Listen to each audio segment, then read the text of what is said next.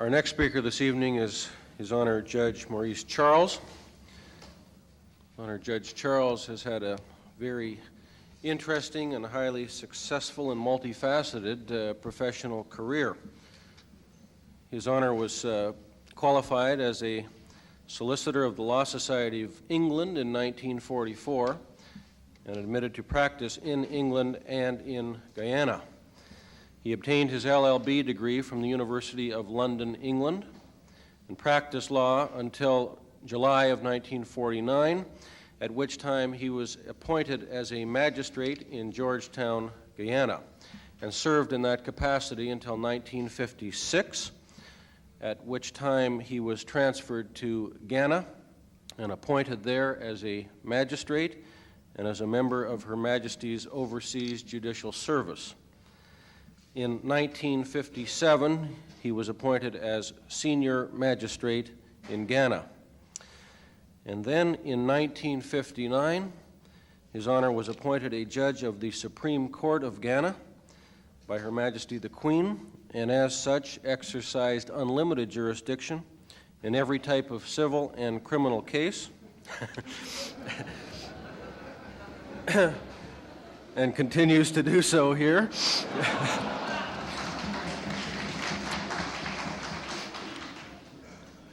And he also exercised appellate jurisdiction in hearing appeals from the decisions of magistrate and circuit court judges. He retired in 1967 and at that time was the most senior high court judge. In 1967, His Honor Judge Charles came to Canada and qualified as a barrister and solicitor of the Law Society of Upper Canada in February 1969. He was appointed a judge of the Provincial Court Criminal Division, Ontario, on the 1st of May, 1969. He is presently president of the Education Committee of the Provincial Judges Association and also a member of the Executive Committee of that association. He has done a great deal of study in the area of constitutional law and, in fact, is an expert in terms of the constitutions of Canada, India, and Australia, and he did most of his studying in this regard at the University of London. I give to you an extremely learned jurist, His Honor Judge Charles.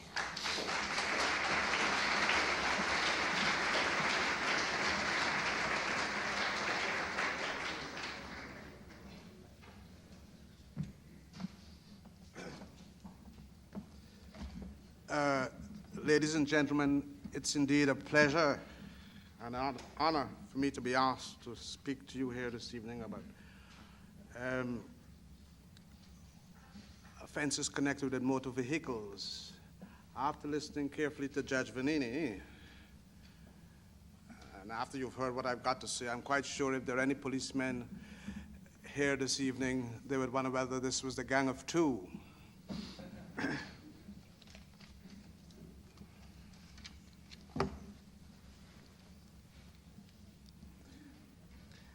I have been requested to discuss with you recent developments of the law relating to motor offenses under the Criminal Code. The most important aspect of my discussion relates to the Breathalyzer Laws because, in my opinion, they make serious, breathtaking inroads into the fundamental rights of Canadians. Incidentally, I think this must be a wonderful day for all Canadians because, as you may have heard, the Gang of 11, the Gang of 10 have agreed on an amendment formula to the Constitution, and most important, they have entrenched certain fundamental rights in our Constitution. There will be much more work for you lawyers, much more exciting times for judges, and I look forward to the future.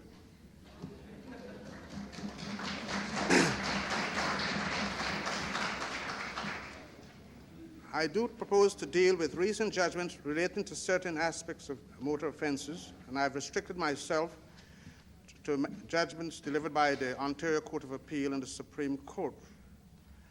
I shall first discuss those cases which do not in any way relate to breathalyzer cases.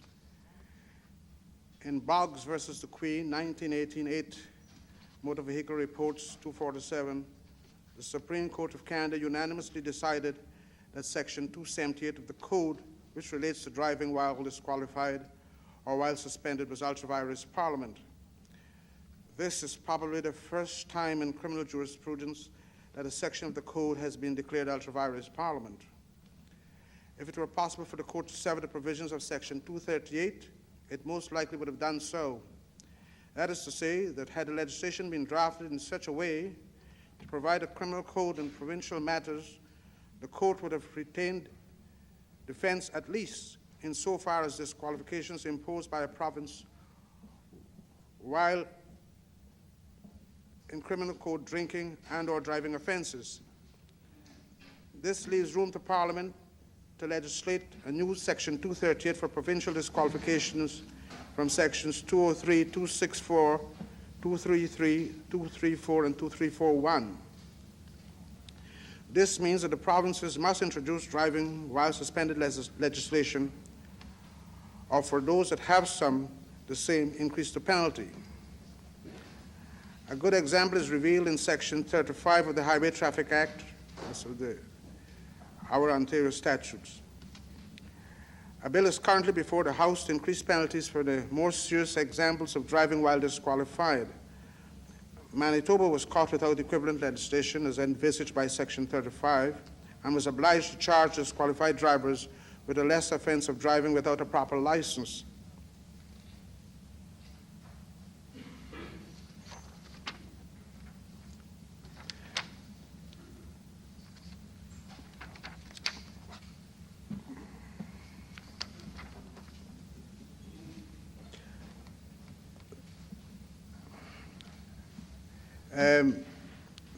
There have been quite a few conflicting decisions in the various courts of the province as to whether or not the certificate of an analyst is necessary under Section 2371E, in addition to a certificate of a technician under Section 2371F. In RV Teacher, 1971, Canadian Criminal Cases, 2nd edition, 492, the Alberta Court of Appeal held that both certificates were essential. In RV Ware, 1975, 30 Criminal Reports New Series, 308, the Ontario Court of Appeal held the contrary, and this decision was upheld by the Supreme Court of Canada. A second issue that was decided, and an essential, simply one that would have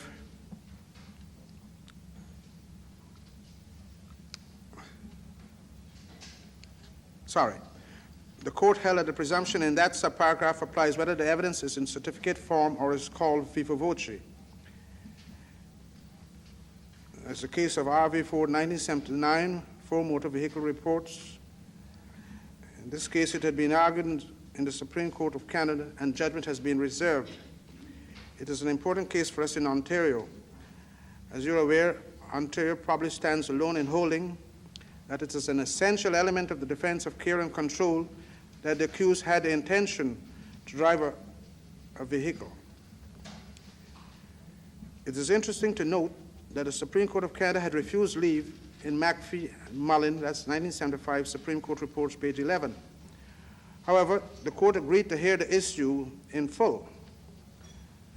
I presume the reason for this is, at the time of McPhee and Mullin, only British Columbia had taken a position, albeit a contrary position, in R.V. MacDonald, 1971, one Western Weekly Reports. Since 1975, 7 provinces have lined up in opposition to Ontario. The Ontario Court of Appeal refused to reconsider McPhee and Mullin in R.V. White, 1978, 4 Motor Vehicle Reports, page 35.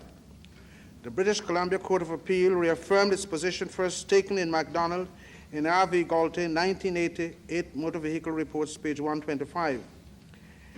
In R.V. Gaultier, 9 Motor Vehicles Reports, page 72, Boyd, that's the Braddock Provincial Court, delivered a judgment disagreeing with our Court of Appeal. Well, I mean, many a time I feel like doing that, but I know that I'm bound by the principle of stare decisis. However, he did it. In my opinion, the decision taken by the Court of Appeal of Ontario is the correct one, And this is borne out by the provisions of Section 237(1)(a of the Criminal Code, which reads as follows. In any proceedings under Section 234 or 236, where it is proven that the accused occupied the seat ordinarily occupied by the driver of a motor vehicle, he shall be deemed to have care or control of the vehicle unless he establishes that he did not enter or mount the vehicle for the purpose of setting it in motion. This, in my opinion, makes it patently clear that anyone who is charged with being impaired, with being impaired or having over 80 milligrams of alcohol in his blood when he has been in care or control of the vehicle is afforded a defense under this section if he could establish on a balance of probabilities that he did not intend to set that vehicle in motion. However, the decision of the Supreme Court of Canada will subsequently prove whether I'm right or not. Another important case is RV Budget Car Rentals Limited, 1981, 9 motor vehicle reports, page 72. This case, as you know, concerned parking tickets which are in excess of $10,000. You know the consequences of that, but this case has ramifications in other areas, specifically liability under Section 181 of the Highway Traffic Act. This case was not pursued to the Supreme Court of Canada. R.V. Shalnick, 1981, Motor Vehicle Reports, is an extension of the Cheatham-Negwich philosophy. Here, the appellant had been convicted on the same day of impaired driving and refusal to blow arising out of one incident. Sometime later, he was convicted of a third drinking and driving offense. At the trial, he was sentenced as a third offender. The Court of Appeal held that he should have been sentenced as a second offender even though he had committed 2 prior offenses. Although leave to appeal was refused in R.V. Cheatham, leave was granted in this case by the Supreme Court of Canada. R.V. Sortino, this is another case that puts a damper on justices of the peace and provincial court judges who purport to suspend sentences subject to the successful attendance at a driver improvement program pursuant to Section 189 of the Highway Traffic Act. The driver must attend before the court. He must be recommended for the program, must have successfully completed it, and then he should return for sentence. In R.V. Batola, this was an unreported case. The court held that at the municipality of Metropolitan Toronto, unquote, that's a sufficient description of the place, quote unquote, requirement in Section 2371F. On the same day R.V. Batola was decided, the companion case of R.V. Brown and John Wayne was dismissed for the reasons in Batola. Leave to appeal to the Supreme Court of Canada was refused.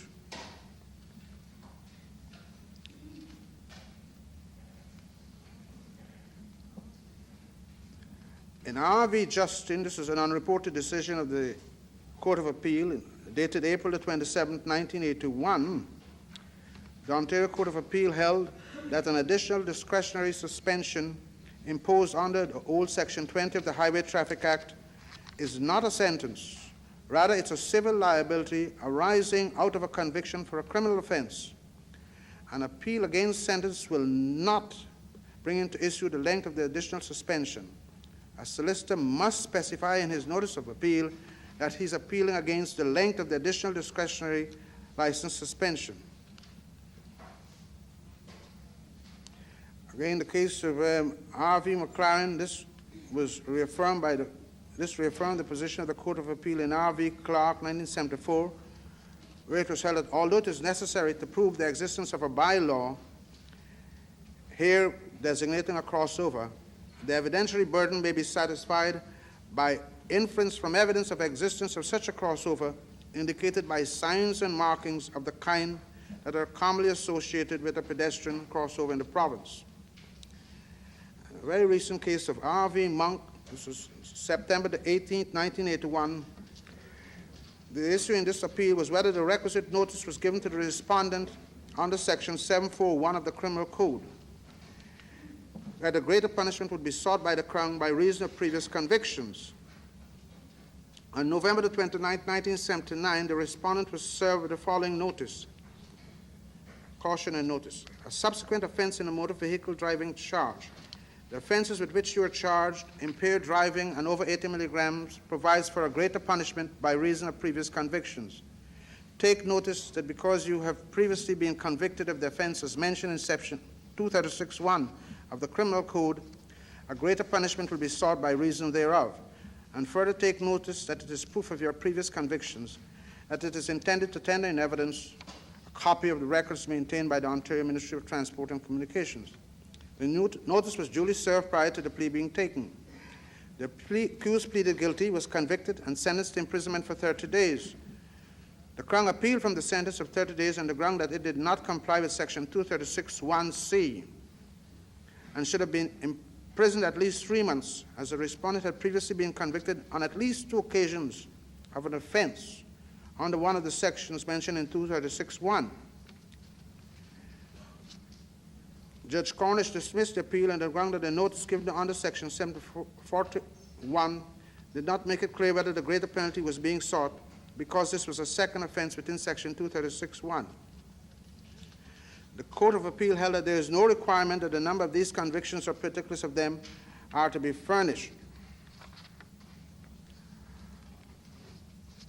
Now, gentlemen, my time is not very long, so I think I will now deal with a topic which is close and dear to my heart, and that relates to the Breathalyzer Laws. As you're aware, if one reads the section which gives the police power to arrest on reasonable and probable grounds whenever he believes an accused is impaired, every day I hear in court that a policeman has arrested the accused. If you examine that section carefully, you will see that there is no power whatsoever to a policeman to arrest any accused under that section. All the police are required to do is to request the accused, first of all, make a demand on the accused, and then request him to accompany him to the station for the purpose of making the test. Of course, if the accused refuses to go, well, under section 452 of the code, the police can certainly arrest him so that for the purpose of obtaining evidence. It is my considered opinion, having regard to the English cases which I've read, that if a police purports to arrest an accused where he has not refused to accompany the police to the station, that is an unlawful arrest, and as a result, the police will not be acting in the execution of his duty when he makes a demand. There are cases, the case of Morris versus Broadmoor, and other cases, English cases, which supports this view. Furthermore, I was delighted to hear lots of reference tonight about the right to silence. Many of you will remember many years ago, in the case of Regina versus Kerr, I felt that the police, under the law as it was then, had no power to compel an accused to betray himself. I never talked about anything about self-incrimination as a witness in the witness box. And this again is borne out. I don't have time to read it, but if you read the case of Morris against Broadmoor and other cases, you would see where the judges in England of the House of Lords, they have held, well, now look, the Breathalyzer laws in England, they make serious inroads into the fundamental rights of individuals, and this legislation should be construed strictly. As a matter of fact, Lord Scarman said in the case of Morris against Broadmoor that judges should not, by ingenious implication, vest powers in the police which tend to erode the rights of individuals further than they have been eroded by Parliament. I must say that I think it's a great challenge to lawyers here that they should study our legislation very carefully when it pertains to the rights of individuals, because there are many cases. I will not discuss Deadman. But I'll only say this. Judge Vannini did refer to the power of the police to demand production of your driver's license. Well, those of you who know the case of Regina against Moore, where Mr. Justice Dixon, giving the dissenting judgment, said that it's not the duty of judges to imply powers to the police when the statute does not give them such powers. Nowhere in the Road Traffic Act there is any provision for the police to stop a person. In my considered opinion, police is given the power to request production of your certificate when there is a traffic violation, and this is for the purpose of ascertaining whether you are a licensed driver and also ascertaining your identity. But there is nothing, if you compare our legislation with the English Road Traffic Act, there is specific provision there for the police to stop. However, I did not regard it as a voluntary stop. Can you imagine the police putting his hands up there and you're stopping and you say you stop voluntarily? However, it was interpreted as a voluntary stop. Well, I can assure you I have been stopped by the police, but I have never stopped voluntarily. I have never stopped voluntarily. Now, gentlemen, there's another aspect of this breathalyzer legislation which I find is interpreted differently in England from how it's interpreted here. In England, the House of Lords and the Court of Appeal, they have held that unless the demand by the police is lawful, in other words, unless the requirement is lawful for you to supply samples of breath, then the question of reasonable excuse doesn't arise. And that makes sense to me. Because if the requirement is not lawful, you're under no obligation. Here, of course, where the police refuse and accuse his right to consult counsel, well, then the Bill of Rights was called into play. It was invoked. And that is one case in which we had a unanimous judgment, one of the few cases in which we had a unanimous judgment of the Supreme Court of Canada that this infringes the person's rights, and therefore that's a lawful excuse. Furthermore, I was going to quote you all the various dicta from the judges throughout Canada where the police failed to comply with the provisions of the code relating to breathalyzer law. Some judges have held, oh yes, this is a condition precedent. Other judges have said, well, why worry? We have the evidence, the certificate shows he's over 80, and this evidence is relevant, and if it's relevant, it's therefore admissible. The English approach is, oh no, not only the English approach, I should say, our Chief Justice and Mr. Justice Spence, I think, they held, no, the police must comply with the provisions of the statute. The English approach is this.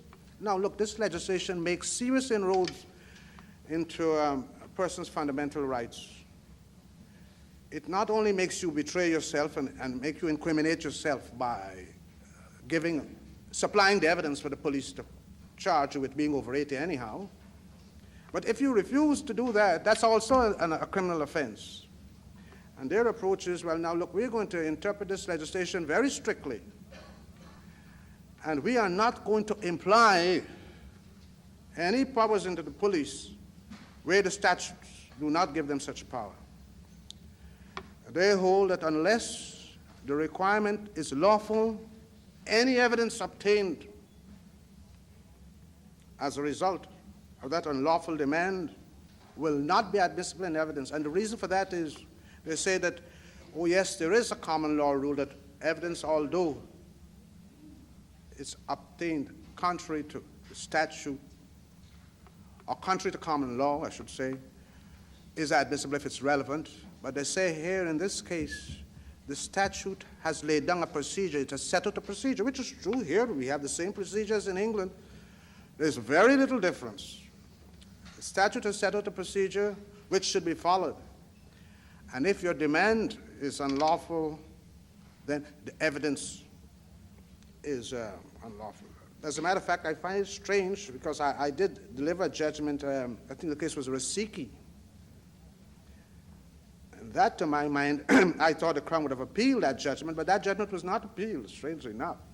And in that case, that was a case with the right program, and I held, and I refer to all the English judgments, I held in that case, following the English cases, Spicer and Holt, that's a House of Lords judgment, and other judgments since then, that unless the procedure laid down by Parliament is strictly followed, any evidence which is obtained as a result of powers exercised illegally by the police will not be admitted into evidence.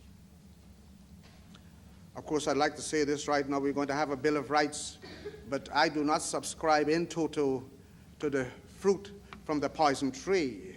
Let me just make that quite plain so you gentlemen who come before me wouldn't say, for instance, if your client is found with a trunk load of explosives and the police stopped him and they had no right to stop him, that I'll say I'll throw it out. Oh, no, I would not. Let me make that quite clear. I will not. But gentlemen, I would like to read some of the comments of the law lords in England in the case of Morris against Broadmoor.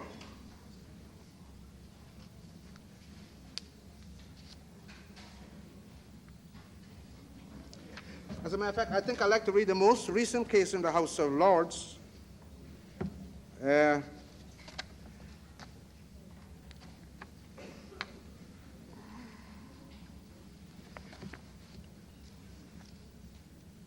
Judge Vannini referred to a similar case, but this is the case of Finnegan versus Sanford and Clauser versus Chaplin.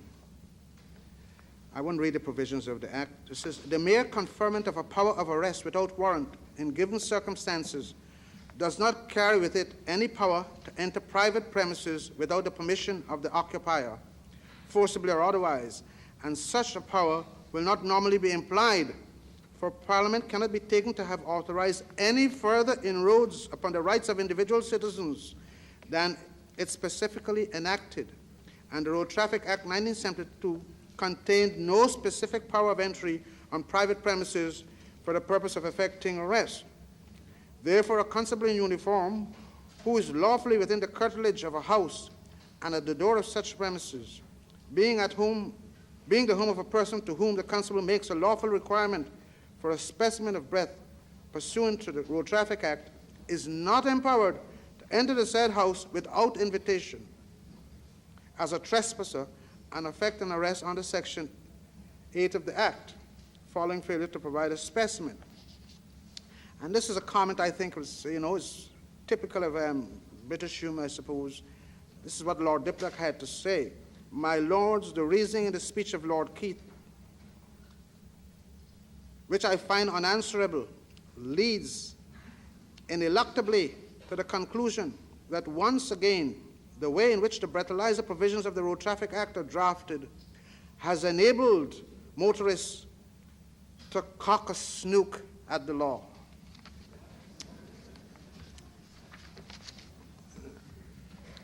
Now,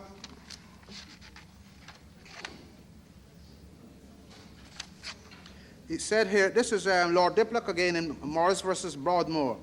He says, my lords, Sections 8 and 9 of the 1972 Act and their statutory predecessors provide for considerable inroads by the police on rights and liberties of private citizens that are recognized and protected by the common law, with the laudable object of reducing the appalling toll of death and injury caused by drunken drivers on the roads.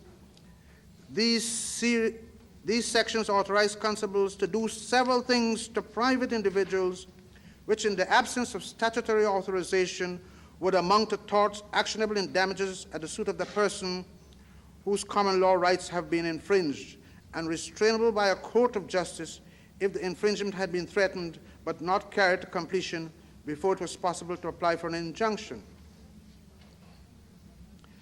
Except to the extent that such conduct by a constable is authorized by statute, it is a serious violation of the common law rights of the driver to be required, under threat of forcible detention in the event of noncompliance, to do the physical act of blowing into a breathalyzer against his will, to be detained by force or threat of force at the place where the constable requires the breath test to be taken until the test has been completed, which in some circumstances may take a considerable time, and to be compelled by force or threat of it to go to a police station to take the breath test if the constable thinks fit.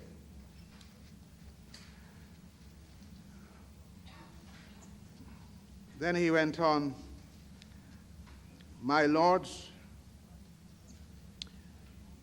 as is rightly pointed out by the Divisional Court, Section 8.2 contains no express provision prohibiting a constable from requiring a person to undergo a breath test when the constable is only able to communicate the requirement to that person as a result of his violation of that person's common law right to prevent other persons from entering or remaining on his property without his permission. But with respect, the boot is on the other leg. If Parliament intends to authorize the doing of an act which would constitute a tort actionable at the suit of the person to whom the act is done, this requires express provision in the statute, as is exemplified by Section 2.6 of the Criminal Law Act 1967. I must point out, though, that the reasoning in this case, in my opinion, would not apply to Canada, because in England, the powers of arrest, the general powers of arrest, are contained in the Criminal Justice Act of 1967. However, Parliament also gives the police a limited power of arrest under the breathalyzer sections in England of the Road Traffic Act. In Canada, if a policeman has reasonable grounds to believe that an individual is impaired or is over 80, and the individual drives into his driveway or tries to run up his house, under the Criminal Code, Section 449, I think, a policeman is entitled to pursue a person who is committing an offense. And I think he would be entitled to enter that man's home. But if he's only told, of course he must find the person committing the offense. But if he's only told so by a person, well, then he would have no right to go into that house.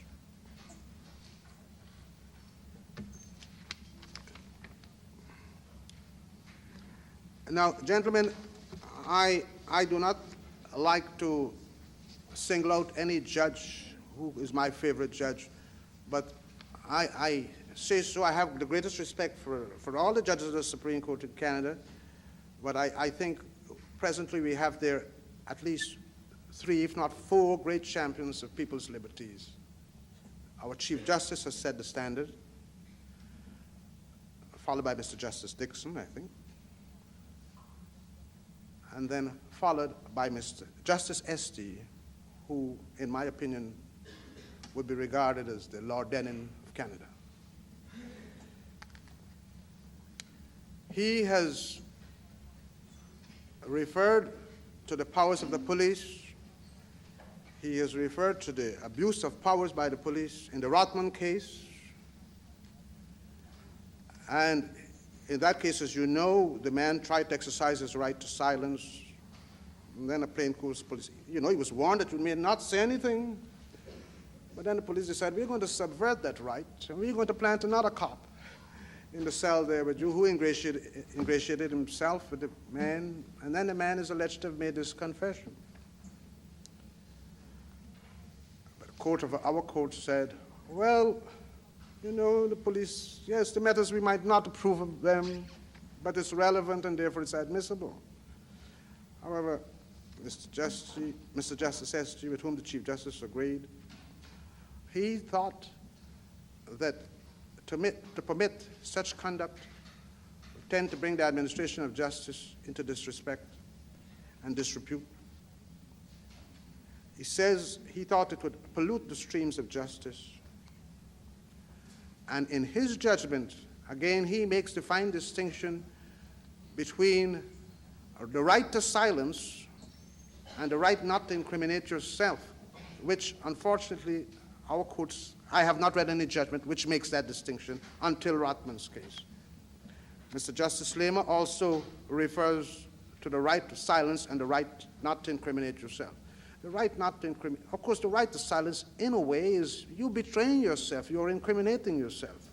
But strictly speaking in law, that's not the right to incriminate yourself. That's the right to remain silent. I'm saying nothing. I'm not going to betray myself. I'm not going to blow. But Parliament has got power to make you do it. And that's why in Kerr's case I said, they should have said, notwithstanding this man's right not to betray himself. I didn't say anything about incriminating himself. Notwithstanding his right not to betray himself, we are passing this law that he should do it, and that it would be all right then. But I still feel, I still feel that it's an invasion of your right, and Parliament should have said, notwithstanding the Bill of Rights, because, and I'm not going to rely on any Section 2 of the Bill of Rights Act, anyhow. Section 5, which says that any fundamental right enjoyed prior to the Bill of Rights is preserved. If you look at the Bill of Rights, you'll see carefully where it says under Section 5, all common law rights, and all the judges in our courts, as well in the courts of England, says there's a right to silence. That's a common law right. Well, in my opinion, in other words, the Latin, I think it was what, nemo debet prodere ipsum or something. I can't remember my Latin, but it was no one should be compelled to betray himself. Well, blowing into a breathalyzer, you are betraying yourself. But let me make it quite plain, because, you know, even my daughters have criticized me. They think that I'm behind drunken drivers, and I'm supporting drunk. But what about those people who kill on the road? I said, no, look, my duty is to enforce the law. And a judge, I don't want to be popular. I want to do what I think is honestly right. I don't think a very popular judge would be respected by those people who think he's popular. And I think a judge must have courage to do, of course, you should do your research at the same time. And I'm going to have the courage to do what I think is right. I shall be controversial. If they think so, I shall be. And I'm a great believer in fundamental rights. Is the time up? Ladies and gentlemen,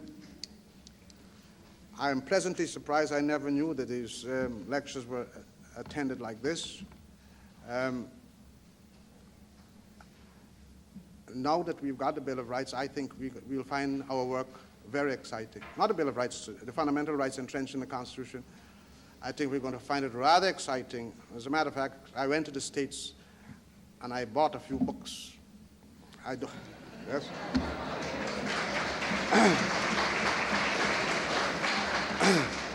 I don't say that I'll follow everything, as I told you this, the fruit from the poison tree, that has its limitations. I just want to make that quite clear. And I'd like to say this too, that I am not going to be bound by anything I say here. I mean, you gentlemen. I'm not going to be bound by anything I say here. I'm not going to foreclose myself. But of course, you can use what I say. It might be persuasive. I don't know. Thank you very much.